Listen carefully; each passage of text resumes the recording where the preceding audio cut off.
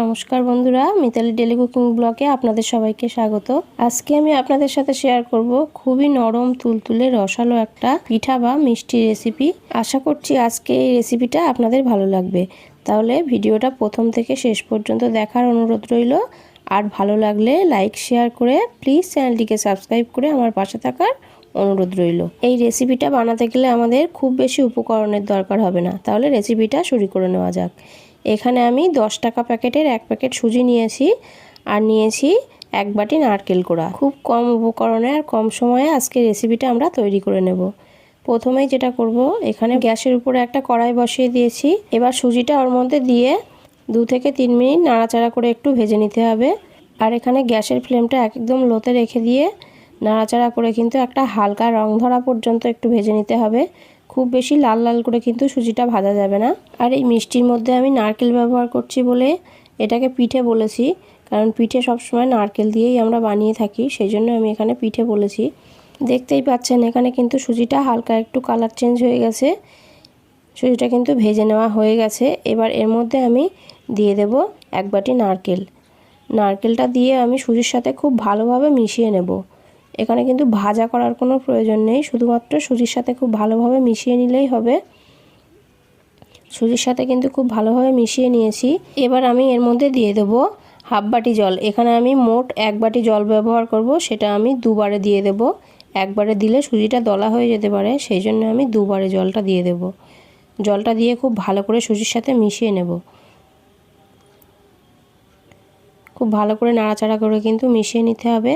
আর এখানে মেশানোর সময় একটু ঝুরঝুরে মনে হবে আর সুজিটা শক্ত মনে হবে, কিন্তু যখন ঢাকা চাপা দিয়ে রেস্টে রেখে দেবো তখন কিন্তু সুজিটা একদম নরম হয়ে যাবে, একদম পারফেক্ট ডো তৈরি হয়ে যাবে। সেই জন্য এর থেকে বেশি জল কিন্তু এখানে দেওয়া যাবে না। খুব ভালো করে মিশিয়ে নিয়েছি। এবার গ্যাসের ফ্লেমটা বন্ধ করে দিয়ে 10 মিনিট রেস্টে রেখে দেবো। এবার এখানে আমি একটা চিনির রস বানিয়ে নেব মিষ্টির জন্য। তার জন্য 2 বাটি চিনি দিয়েছি আর দিয়ে দেব 2 বাটি জল। তার সাথে সাথে সুন্দর ফ্লেভারের জন্য দিয়ে দেব 3টে এলাচ। আর এখানে চিনির রসটা একতার বা দুতার করার কোনো প্রয়োজন নেই, শুধুমাত্র চিনিটা গলে গিয়ে খুব ভালোভাবে ফুটে উঠলেই কিন্তু রসটা রেডি হয়ে যাবে। দেখতেই পাচ্ছেন এখানে খুব ভালোভাবে ফুটে উঠেছে আর রসটা এরকম একটু চিপচিপে ধরনের হয়ে গেছে। রসটা কিন্তু রেডি হয়ে গেছে। এবার গ্যাসের ফ্লেমটা বন্ধ করে আমি ঢাকা দিয়ে রেখে দেবো। আর এদিকে 10 মিনিট হয়ে গেছে। এবার ঢাকাটা খুলে সুজিটা আবারও একটু নাড়াচাড়া করে নেব। দেখতেই পাচ্ছেন সুজিটা কিন্তু একটু দলা দলা হয়ে গেছে। এবার এটা একটা পাত্রের মধ্যে ঢেলে নেব। তার জন্য এখানে আমি একটা বড় ধরনের পাত্র নিয়েছি, তার মধ্যে ঢেলে নিলাম। এবার এর মধ্যে দিয়ে দেব 2 চামচ গুঁড়ো দুধ, তাহলে মিষ্টির টেস্টটা খুব ভালো হবে, সেই জন্য 2 চামচ গুঁড়ো দুধ দিয়ে দিলাম। এবার খুব ভালো করে হাত দিয়ে ঠেসে ঠেসে মেখে নিতে হবে। মাখাটা যত ভালো হবে মিষ্টিগুলো কিন্তু ততটাই ফুলবে আর সুন্দর নরম হবে, সেই জন্য আমাদের খুব ভালো করে হাত দিয়ে ঠেসে ঠেসে কিন্তু মেখে নিতে হবে। একটু সময় নিয়ে কিন্তু খুব ভালো করে মেখে নেব। এই মিষ্টিটা বানিয়ে কিন্তু আপনারা 1 সপ্তাহ রেখে খেতে পারবেন। নর্মাল ফ্রিজে 1 সপ্তাহ রেখে দিলে কিন্তু মিষ্টিটা খুব ভালো থাকবে, একটুও নষ্ট হবে না। আর মিষ্টিটা কিন্তু একটুও ভিতর থেকে শক্ত হবে না, একেবারে নরম থেকে যাবে। সেই জন্য কিন্তু 1 সপ্তাহ পর্যন্ত রেখে দিয়েও খেতে পারবেন। দেখতেই পাচ্ছেন এখানে খুব সুন্দর করে কিন্তু আমি ডোটা মেখে নিয়েছি আর সুজির কিন্তু দানা দানা ভাবটা আর নেই। এবার আমি এর থেকে ছোট ছোট করে লেচি কেটে নেব। এই মিষ্টিটা এতটাই নরম রসালো হয় যে বাচ্চা থেকে বড় সবাই কিন্তু খুব ভালোবেসে খায়। আপনারা একবার হলেও বাড়িতে ট্রাই করে দেখবেন।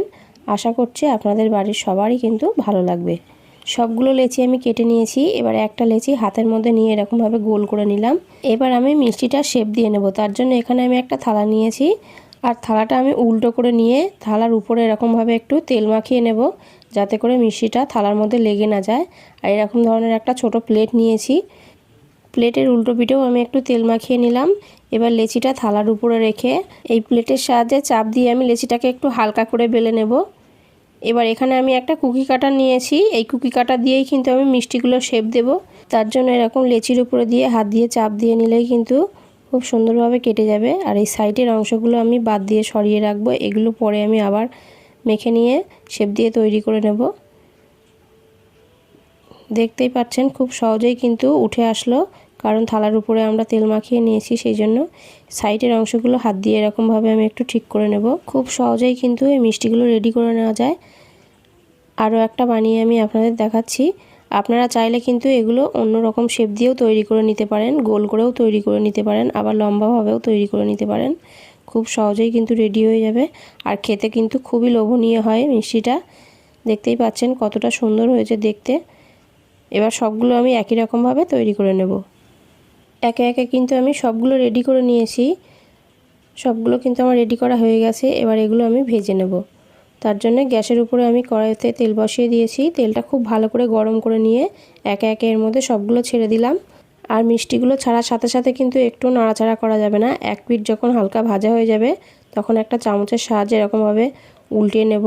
আর তারপর খুব ভালো করে উল্টিয়ে পাল্টিয়ে কিন্তু লাল লাল করে ভেজে তুলে নেব। আর গ্যাসের ফ্লেমটা এখানে হাই টু মিডিয়ামে রেখে দিতে হবে। যেহেতু এগুলো সুজি দিয়ে তৈরি করা, সেই জন্য গ্যাসের ফ্লেমটা কিন্তু একটু লো করা যাবে না, তাহলে কিন্তু মিষ্টিগুলো ফেটে যেতে পারে। সেই জন্য কিন্তু হাই টু মিডিয়ামে রেখে দিয়েই ভেজে নিতে হবে আমাদের। দেখতেই পাচ্ছেন এগুলো কিন্তু খুব ভালোভাবে ভাজা হয়ে গেছে। এবার এগুলো তেল ঝরিয়ে তুলে নেব। তেল ঝরিয়ে তুলে নিয়ে কিন্তু আমি ডাইরেক্ট রসের মধ্যে দিয়ে দেব। রসটা এখনও এখানে হালকা গরম আছে। রসের মধ্যে দিয়ে চামচ দিয়ে আমি একটু নাড়াচাড়া করে আবার ঢাকা দিয়ে নেব। আর বাকিগুলোও কিন্তু একই রকমভাবে আমি ভেজে তুলে নেব। দেখতেই পাচ্ছেন এখানে সবগুলো কিন্তু আমি খুব সুন্দর করে লাল লাল করে ভেজে তুলে নিয়েছি। এবার রসের মধ্যে দিয়ে আমি আধা ঘন্টার জন্য রেস্টে রেখে দেবো। আধা ঘন্টা হয়ে গেছে। এবার মিষ্টিগুলো আমি একটা প্লেটের মধ্যে সাজিয়ে নিলাম। দেখুন দেখতে কতটা লোভনীয় হয়েছে। মিষ্টিগুলো কিন্তু একেবারে ফুলে ডবল হয়ে গেছে। আর একেবারে তুলোর মতো নরম সফট হয়েছে কিন্তু মিষ্টিগুলো। মুখে দিলেই কিন্তু মিলিয়ে যাবে। একটা মিষ্টি আমি আপনাদের কেটে দেখাচ্ছি। দেখুন মিষ্টিগুলো কতটা সফট হয়েছে, একেবারে কিন্তু তুলোর মতো নরম। খুবই লোভনীয় কিন্তু একটা মিষ্টি। তাহলে আপনারা বাড়িতে একবার হলেও ট্রাই করে দেখতে পারেন। আশা করছি আপনাদের ভালো লাগবে। বাড়িতে খুব সহজে আর খুব তাড়াতাড়ি যেই রেসিপিগুলো আমি তৈরি করি সেগুলোই কিন্তু আমি আপনাদের সাথে শেয়ার করি। তাহলে রেসিপিটা যদি আপনাদের ভালো লাগে তাহলে প্লিজ চ্যানেলটিকে সাবস্ক্রাইব করে লাইক করে আমার পাশে থাকবেন। আর পুরো ভিডিওটা দেখার জন্য আপনাদের সকলকে অনেক অনেক ধন্যবাদ।